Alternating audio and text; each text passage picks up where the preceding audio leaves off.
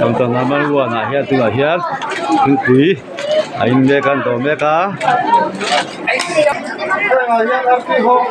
hay là hiện hay nó rồi luôn bác tiêu đơn về khai ngày đó là bác tiêu tiền đúng không hay là hiện cầu tuần number 2 anh đi về đây hay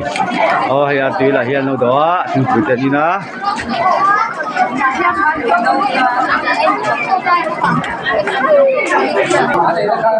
là hi counter number 3 anh tin itu hay là hian hay kun đâu đó tin hay là hian không có bự ya khai bao giờ sao vậy à có tùy đâu về là đồ về lâu nhỉ khai khai bắt tùy đâu về khai à đâu đâu nhớ thằng lồng bốc xì dai tiếng bốc xì à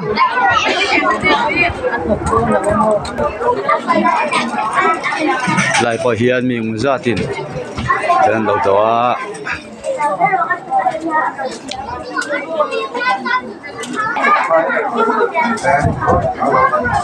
nó phải không phải cần mua thế mà như là ba thế vậy là cái counter number 5 anh ấy chung mà thế là hiền có tiếng cụ thể đó hiền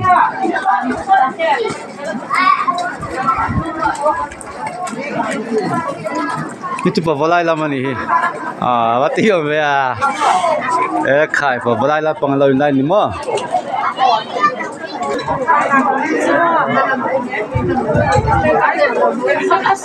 khai bilo ma de pasa ipu ni sa tui me le maya tian hai kan pa hau nga hian nu ang phara ando ve me ka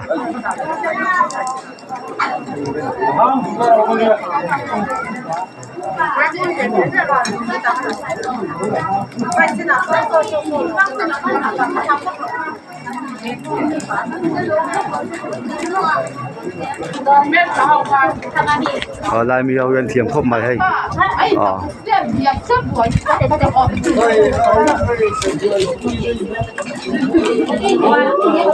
khai vậy nó sao về mà tiêu về mami tiêu mami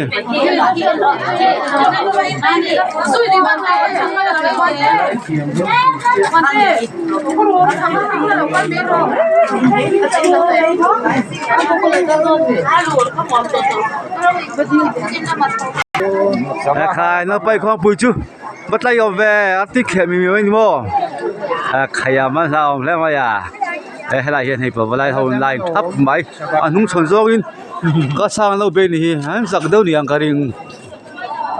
cái chất mà hay nung chuẩn rồi lúc kỳ miền ấy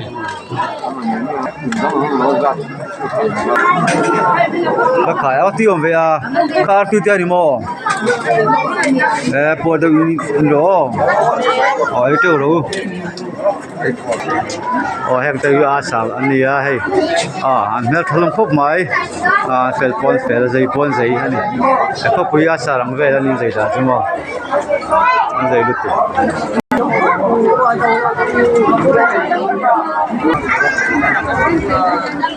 khai nó bay phong bụi chưa bao lâu về